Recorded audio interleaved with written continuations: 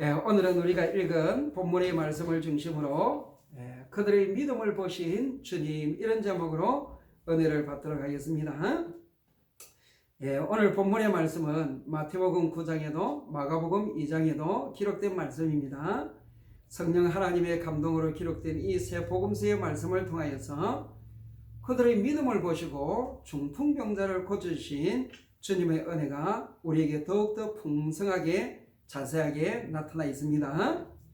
예수님께서 가버나움의 한 집에서 말씀을 전하실 때에 그 지역의 사람들은 물론이고 저 멀리 예루살렘, 이스라엘의 수도인 예루살렘에서까지 많은 사람들이 와서 말씀을 들었습니다. 한참 말씀을 전하는데 지금 이와 같이 말씀을 전하는데 이 위에서부터 이 흙조각들, 기압조각들이 조금씩 떨어지더니 나중에는 많이 떨어지는 거예요. 그래서 이게 무슨 일인가 하고 위를 쳐다보니까 위에 사람들이 지붕에다가 큰 이 구멍을 내고 이 침상 들것을 네 사람이 이렇게 내리는데 그 안에 보니까 그 들것 위에 아주 불쌍한 병든 이 중풍병 환자가 누워 있었던 것입니다. 아마 침상을 내리는 네 사람들은 이렇게 말씀하지 않았을까 싶습니다. 죄송합니다. 미안합니다. 이 친구가 너무 불쌍해서 데리고 왔습니다.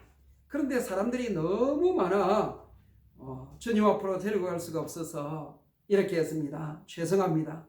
그러나 중풍병이 걸린 이 사람을 좀 고쳐주십시오.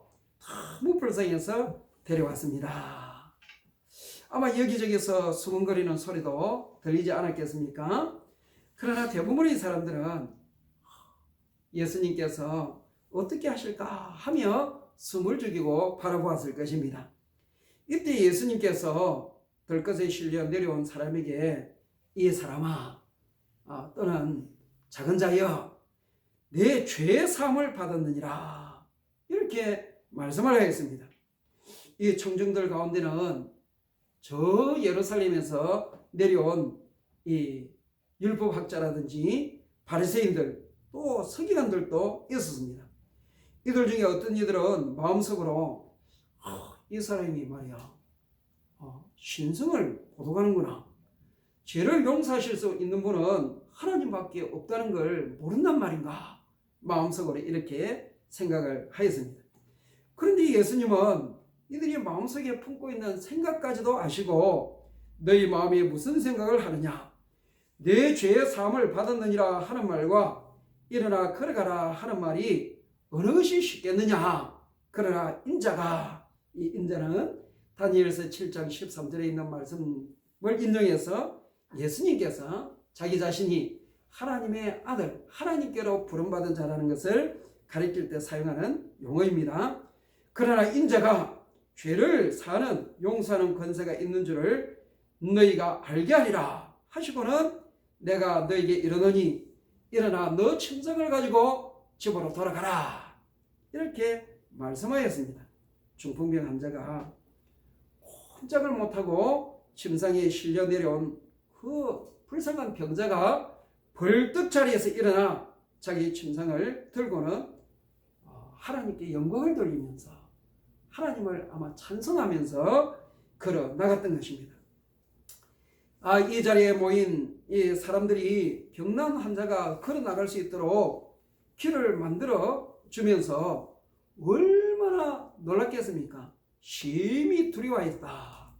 아마 이거는 입이 쩍 벌려지며 이 다물지를 못할 정도로 놀라지 않았겠습니까? 자기들 앞에서 벌어진 이 놀라운 일을 목격한 사람들도 하나님께 영광을 돌리면서 하는 말이 오늘 우리가 놀라운 일을 보았다. 오늘 우리가 놀라운 일을 보았다. 이렇게 하였습니다. 말하였습니다. 성도 여러분, 제가 어릴 때만 해도 그러니까 한 4, 50년 전이죠. 뭐 어릴 때가 아닌 부목사로 모국에서 교회를 섬길 때 뭐 한 20, 30년 전만 해도 종종 마을에서 동네에서 또는 버스 안에서 또는 거리에서 중풍병 환자들을 볼 수가 있었고 주변에서 중풍병 걸린 분에 대한 이야기를 들을 수가 있었습니다. 그 고 박완서 씨의 유년 시절의 좌상이란 부제가 붙은 그 많던 시간은 누가 먹었는가? 누가 먹었는가 맞죠? 그 많던 시간은 누가 먹었는가? 라는 소설에도 보면 이 아버지를 그 참 아주 어릴 때 잃은 손녀 박완서 씨를 끔찍이 사랑해 주시던 할아버지가 중풍에 걸린 그 모습에 대한 이야기가 나옵니다. 며느리들이 그 주름을 칼같이 잡아준 한복을 입으시고 권위를 한껏 올려 세우신 할아버지가 이 옛날 말로 하면 풍을 맞았다. 이 중풍에 걸리니까 이거 그야말로 침을 질질 흘립니다. 그 음식을 드실 때도 제대로 삼키지도 못하고 국물 같은 게 옆으로 흐릅니다. 그 할아버지 이 양반 의식에 아주 거리를 세우시는 이 할아버지에게 있을 수 없는 일이 어린 노안스의 시골 집에 일어난 것입니다. 이제 어린 노안스가 남편을 잃은 큰 어머니, 큰 며느리 완스의 엄마를 따라서 서울로 올라가려고 하자 이 뭐 그 귀엽고 그 사랑스러운 그 손녀 완스를 데리고 올라간다고 할 때 너무너무 못마땅했지만 이거 뭐 이제 막을 수가 없게 되었을 때에 그 할아버지가 완스에게 이 동전을 갖다가 하나 방 안에서 툭 던집니다.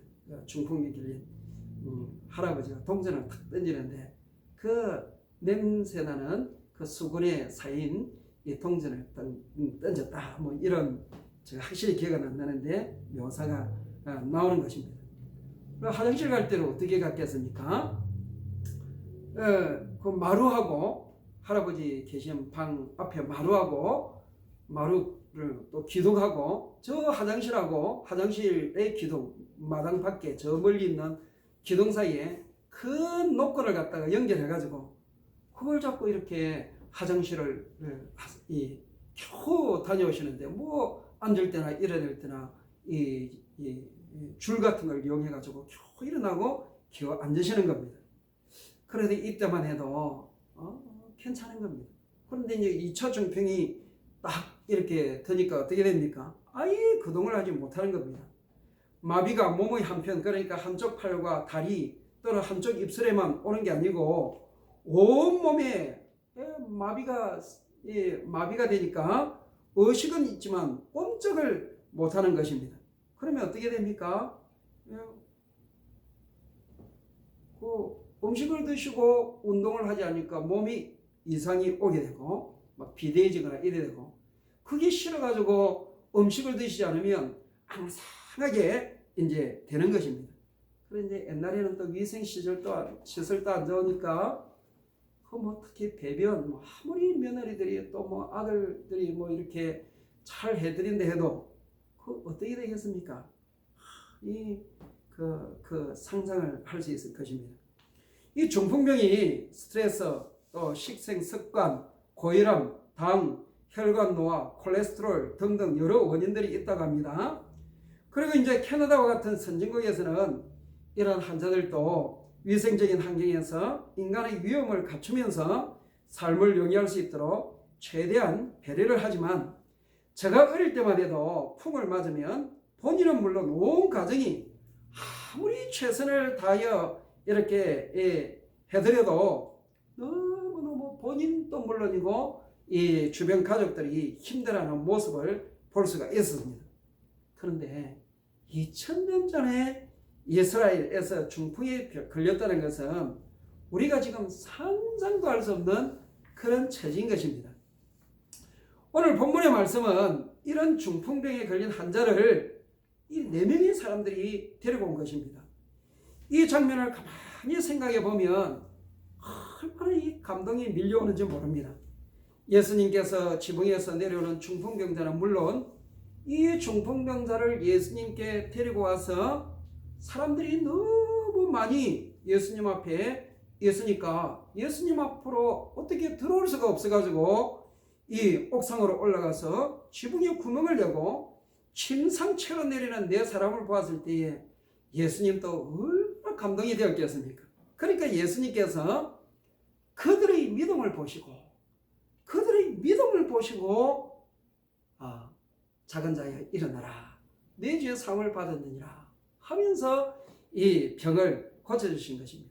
이 그들의 믿음을 보시고 오늘 말씀은 이들의 믿음, 네 사람의 믿음, 예수님을 감동시키셔서 이들 마음의 소원이 이루어지고 또 저와 여러분은 물론 그 당시 예수님 앞에 있었던 수많은 사람들의 마음에 깊은 감동을 각인시켰던 이들의 믿음에 대하여서 우리가 잠깐 생각해 보려고 하는 것입니다.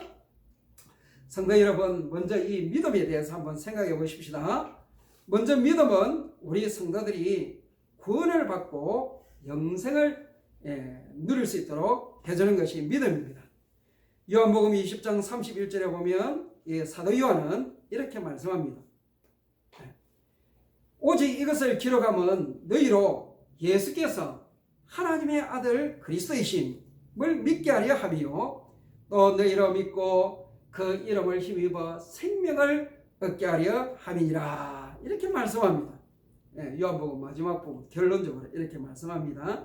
이것을 기록함은 너희로 예수께서 하나님의 아들 그리스도 메시아 구세주이심을 믿고 그 이름을 힘입어 생명, 영생, 생명은 우리가 죽고 난 뒤에 하늘나라 가서 누리는 그 생명도 생명이지만 지금 이 시간부터 그 하늘의 행복, 하늘의 기쁨, 하늘의 희락, 하늘의 소망, 이런 것들을 맛보면서 누리면서 살게 하려 함이라, 이렇게 말씀합니다. 요한복음뿐만 아니라 성경의 모든 기록은 결국 우리가 예수께서 하나님의 아들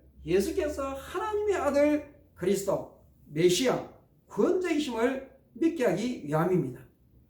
교회가 하는 모든 일의 목적은 예수님께서 하나님의 아들 메시아이심을 믿는 믿음을 더욱더 굳건하게 세워주기 위함입니다. 우리가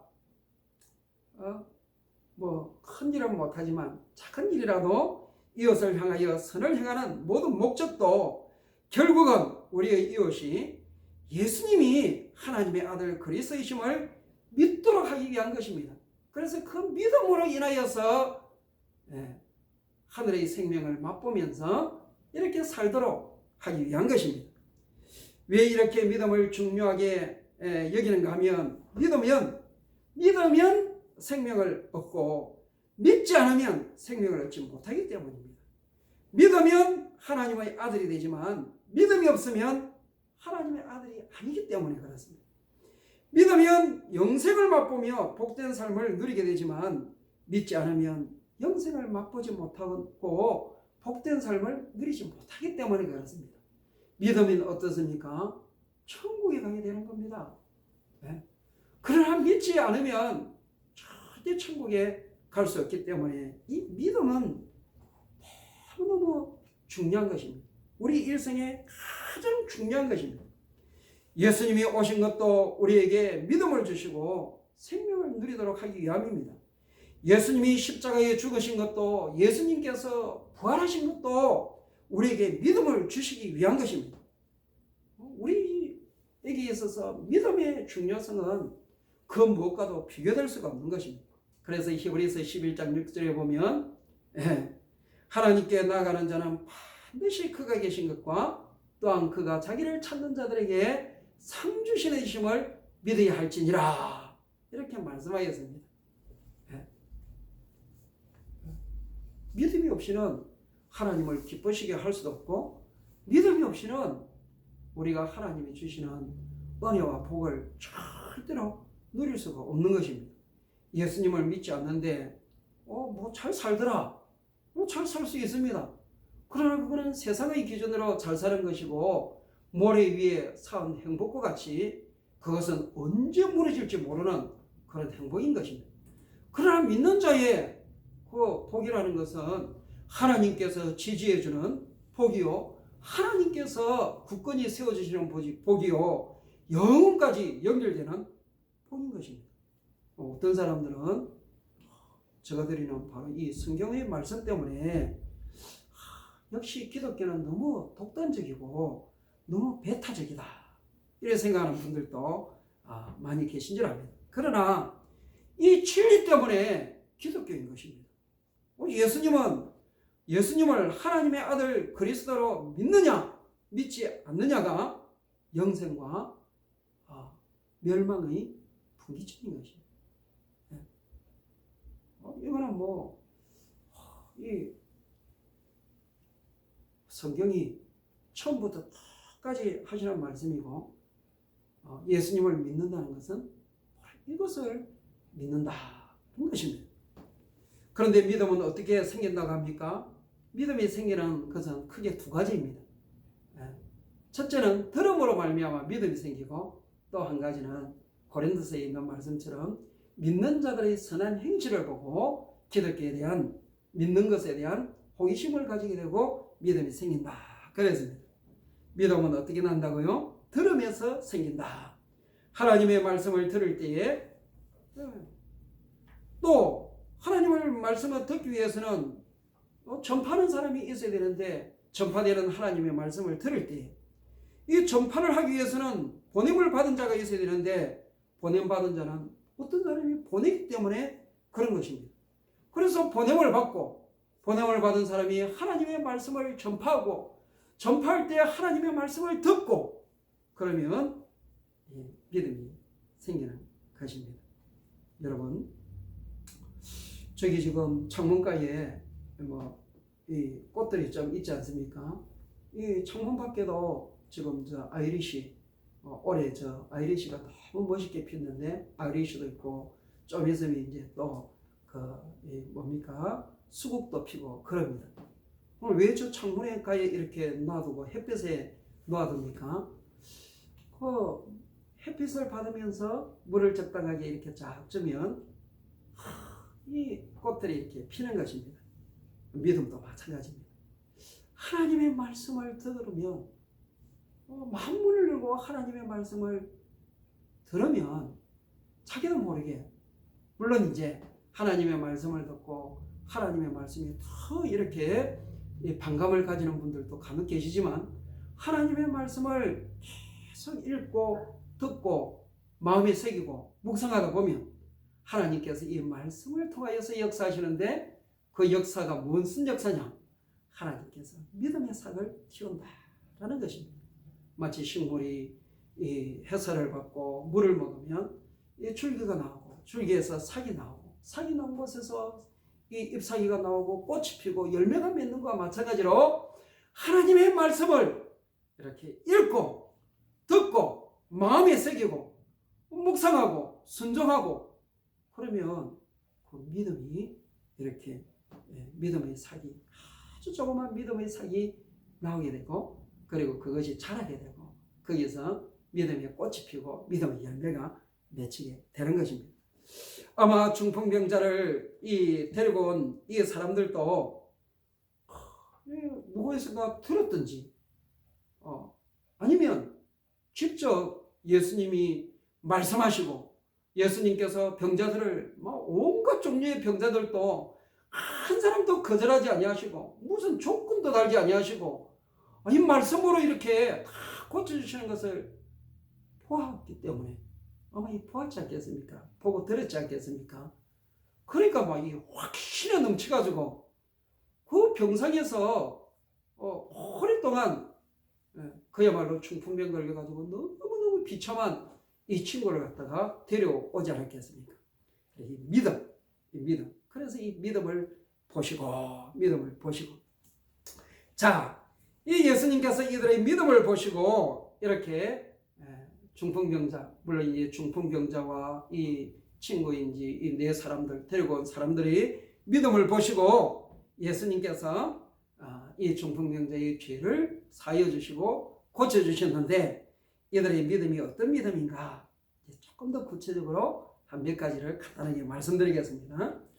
이 첫째는 사랑과 긍휼, 측은히 여기는 그런 믿음이었다라는 것입니다. 이 참된 믿음의 소유자를 가만히 살펴보면 다 사랑의 사람들이었습니다. 예수님을 향한 바른 믿음은 사랑이나 또는 사랑과 비슷한 긍휼이나 측은히 여기는 마음이나 또는 친절하게 하는 그런 마음, 불쌍히 여기는 마음으로 분명히 나타나게 됩니다. 예수님에 대한 성경의 기록을 가만히 읽어보면 예수님께서는 사랑은 예수님이신데 이 예수님께서는 불쌍히 여기셨다, 긍휼히 여기셨다, 민망히 여기셨다, 측은히 여기셨다, 이런 말씀들이 많이 나오는 것을 볼 수가 있습니다. 예수님은 인생을 보실 때 남녀노소, 가난한 사람, 부유한 사람, 또 권세 있는 사람, 또는 비천한 사람, 또는 노인을 보든지 어린아이를 보든지 온갖 죄와 악의 포로가 되고 나쁜 인습의 포로가 되고 각종 병의 포로가 되고 수고하고 무거운 짐을 지고 헐떡이며 살아가는 사람들, 그리고 마침내는 멸망을 향하여 가는 사람들을 볼 때에 아주 불쌍한 마음, 측은히 여기는 마음, 민망히 여기는 마음, 그 마음속에 막 사랑이 이렇게 넘쳐났던 것입니다. 긍휼히 여기는 마음이 넘쳐났던 것입니다. 하나님을 기쁘시게 하는 삶을 살았던 모든 사람들, 예수님의 발자취를 따라가는 모든 사람들을 믿음의 사람들, 또 역시 예수님을 닮아서 불쌍히 여기는 마음, 긍휼히 여기는 마음, 측은히 여기는 마음이 가득했던 것을 볼 수가 있습니다. 여러분 그렇지 않습니까? 이 하나님의 예수님으로 말미암아 하늘의 그 생명, 하늘의 은혜를 맛본 사람들은 그것을 맛보지 못하고 이 허덕이는 사람들, 비참하게 사는 사람들을 볼 때에 자연 발생적으로 그런 마음이 안 나오겠습니까? 여러분, 그 과들을 불쌍히 여기고 과원을 세웠던 사람들 또 역시 불쌍히 여기는 마음, 병든 사람들을 불쌍히 여기고 이 병원을 세웠던 사람들도 역시 물론 이제 오늘날에는 돈을 벌기 위한 목적으로 병원을 세우는 사람들도 있지만, 그러나 이 의료계통에서 일하는 사람들 이렇게 가만히 보면은 물론 돈도 필요하겠지만, 그러나 이 불쌍히 여기는 마음이 이 환자들, 병든 사람들을 불쌍히 여기는 마음, 어릴 때에 부모님이 병으로 고생을 했다든지 이래 해가지고 불쌍히 여기는 마음을 가진 이 의료진들이 대부분인 것입니다. 지금도 마찬가지입니다. 지금도 이 코로나 때문에 그 옛날에 그 스페인 독감인가 사스 때인가 스페인 독감 이럴 때는 병 걸리기 싫어가지고 도망간 의사들도 많았다고 합니다. 그래가지고 의사들은 도망 못 간다 이런 룰도 이렇게 만들고 그랬답니다. 지금은 의사들이 얼마나, 물론 그런 룰 때문에 그런 게 아니고 헌신적으로 간호사들, 의료진들이 그렇게 하는지 모릅니다.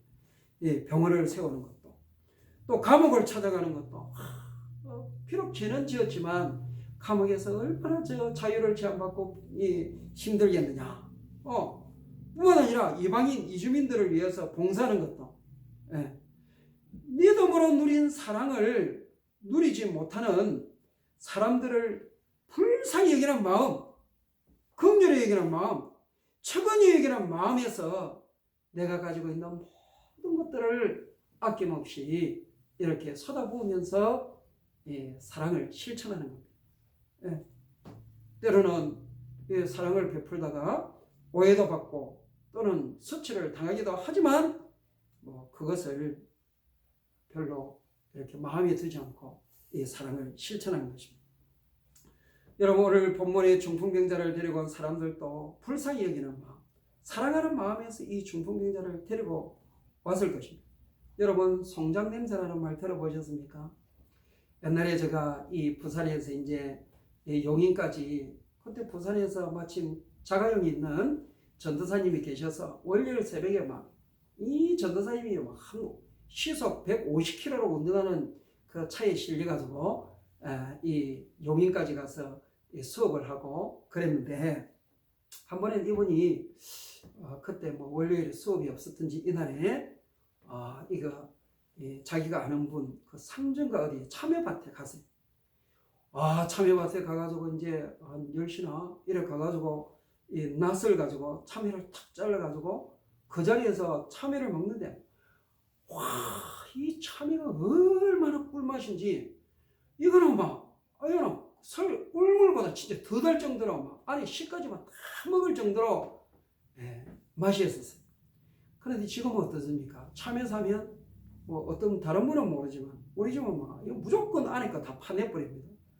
저는 그게 저게 진짜 맛있는데 하는데 다 파내버립니다.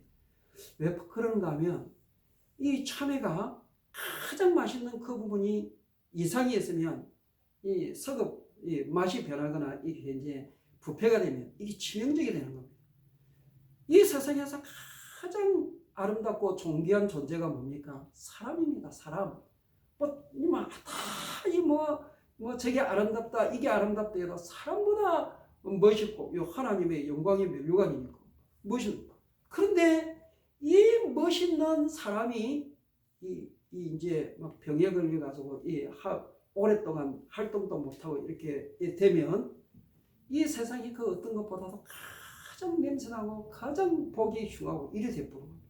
그래서 송장 냄새라는 말은 그야말로 비교할 수 없는 악취를 갖다 송장 냄새라 그래. 여러분 이 중풍병에 걸려가지고 씻지도 못하고 변이고 오줌이고 이게 아무리 그래도 어찌 됩니까? 그런데도 이 내 사람들이 천지 이 사람을 살리려고 예수님께 데려가려고 데려갔다. 이거는 그 마음속에 사랑하는 마음, 불쌍히 여기는 마음, 측은히 여기는 마음이 없으면 이건 불가능한 겁니다. 그 3년 병자에게는 장사 없다는 그런 말 있잖아요. 부모님도 3년 이상 병상에 있으면 자녀들도 힘든 겁니다. 그런데 내 사람이 내 사람이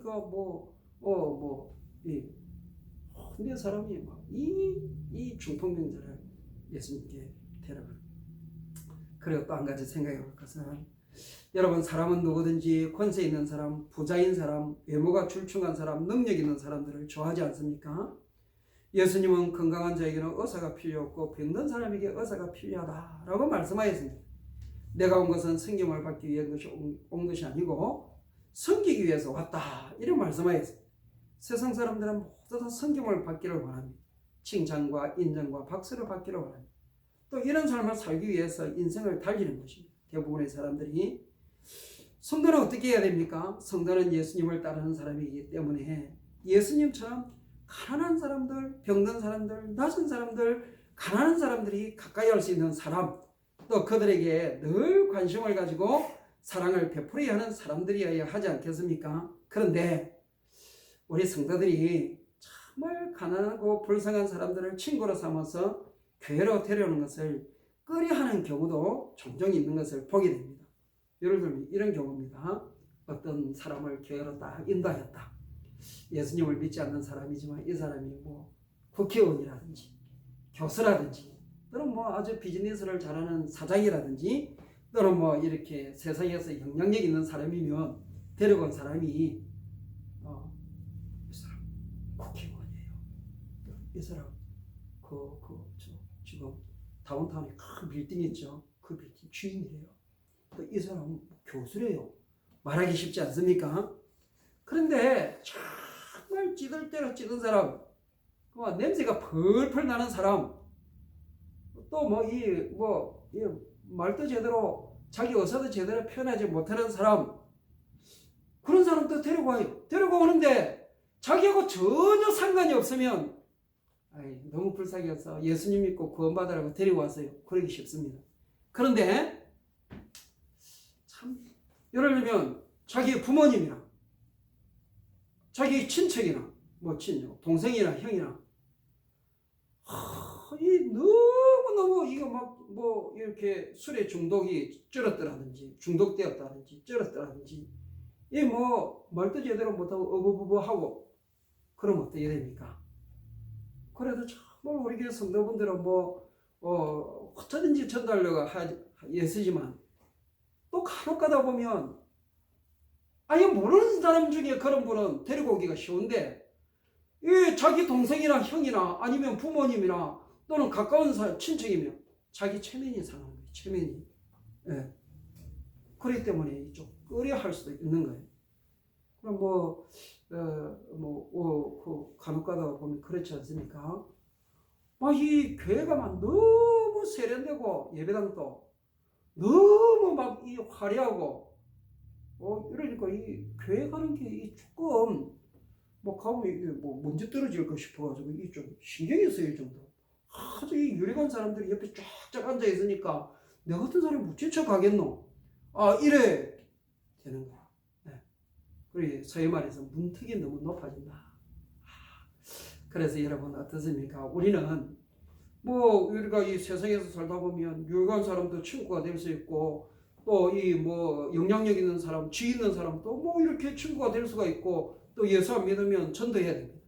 그런데 동시에 정말 나는 사람, 불쌍한 사람, 천한 사람도 우리에게 또 우리가 끄리끼게 되어서는 안 된다라는 거지. 예수님이 진짜 그렇지 않습니까? 예수님 워낙 그때 그 시대에 막 가난한 사람, 불쌍한 사람, 이 천대받는 사람들하고 어울리니까 이게 뭐 어찌 됩니까? 어째 너그 스승은 죄인과 세리들과 저렇게 잘 어울리느냐, 먹고 마시느냐, 그러지 않습니까? 그래, 교회는 모든 사람이 다 이렇게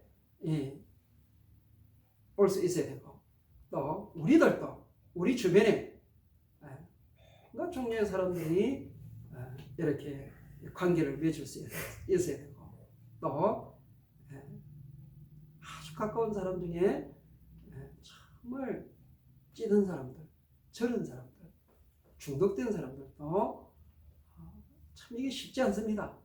말도 안 통하고 너무 인생에 오랫동안 상처를 입으면 사람이 완전히 왜곡돼가지고 이거 안 됩니다. 그런데 그런 분들도 우리가 계속 관계를 가지면서 주님께로 전도할 수 있어야 된다. 이겁니다. 두 번째는 협력하여 수고를 아끼지 않는 사람입니다. 협력하여 수고를 아끼지 않는 사람. 여러분 예수님께서 왜 가정을 만드셨습니까? 이 세상이 정말 혼자서 살아가기 힘든 줄 아시기 때문에 이 부부라는 관계를 딱 만들어가 같이 헤쳐나가게 한 겁니다. 예수님께서 제자들을 보내실 때 꼭 둘씩 짝을 지어가 보내지 않습니까? 그리고 교회라는 말도 혼자를 향하여서 교회라는 말을 안 합니다. 성도들이 모였을 때 그것을 교회라 이렇게 말씀하지 않습니까? 네. 성경에도 삼겹줄은 끊어지지 않는다. 그러지 잘 끊어지지 않는다. 네.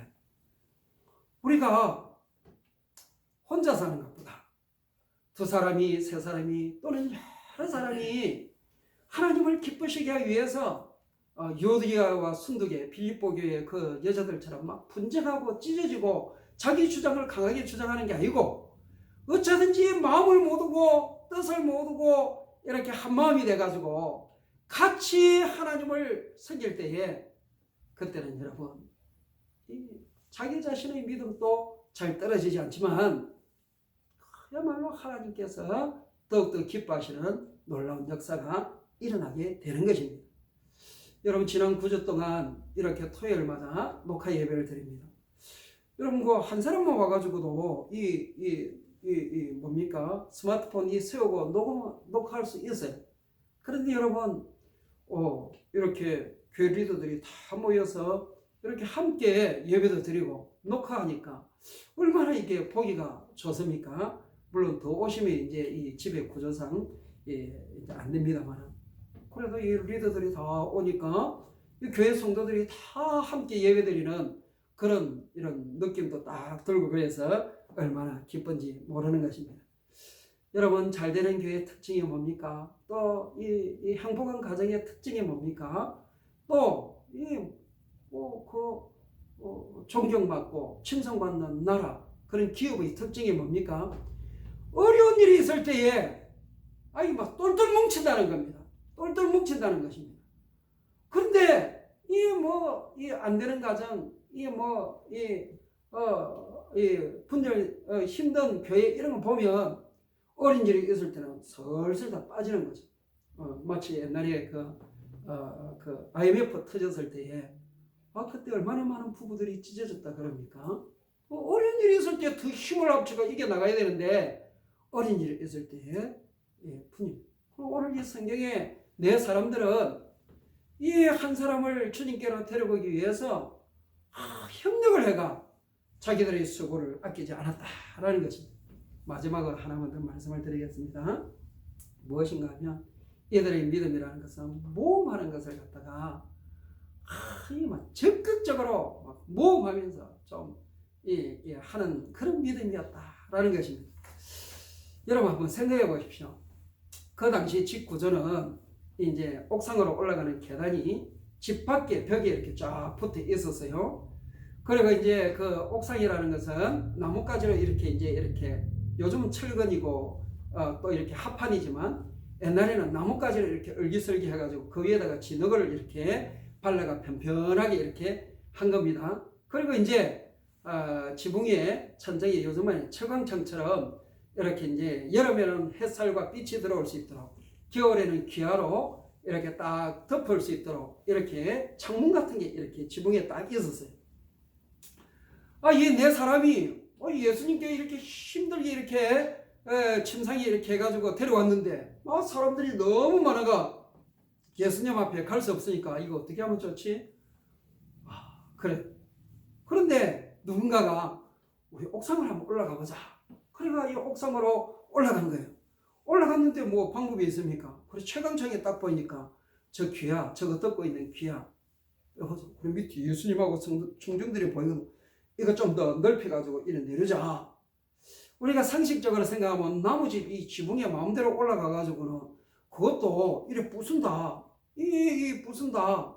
그리고 이 위에서 이래 부술 때 이 기압 조각 떨어지고 흙 조각 떨어지고 먼지 떨어지면 밑에 사람들이 뭐라고 생각하겠노? 이것도 나중에 또 물어줘야 되고 욕 들어야 될 건데 그런 생각 들지 않겠습니까? 그런데 우리가 욕 좀 먹더라도 나중에 물려주는 한이 있더라도 또 이거 상식적인 행동은 아니지만 어쩌겠노? 한번 시도해보자. 우리가 뭐 좀 물어주면 되지 뭐 욕 좀 들어 먹으면 되지. 일단 한번 시도해보자 하고 이렇게 더 넓혀가지고 이 침상채로 이렇게 쫙 내렸던 것입니다. 예수님이 얼마나 감동을 받았겠습니까? 그래 이 신앙이란 것은 우리가 신앙으로 이렇게 나아가다 보면 간혹가다 이런 일들이 좀 있는 겁니다. 어쩔 수 없이 이런 일이 있게 됩니다. 그 신앙이 합리적이고 또 예수 믿는 사람들이 얼마나 국가의 법을 잘 지켜야 됩니까? 그런데 간혹가다 보면 좀 이런 일들이 있게 되는 겁니다. 왜냐하면 신앙이라는 것 자체가 어떤 때는 이렇게 이제 좀 합리적이지 못한 좀 맹목적인 이런 요소가 조금 있습니다. 예수님께서 예를 들면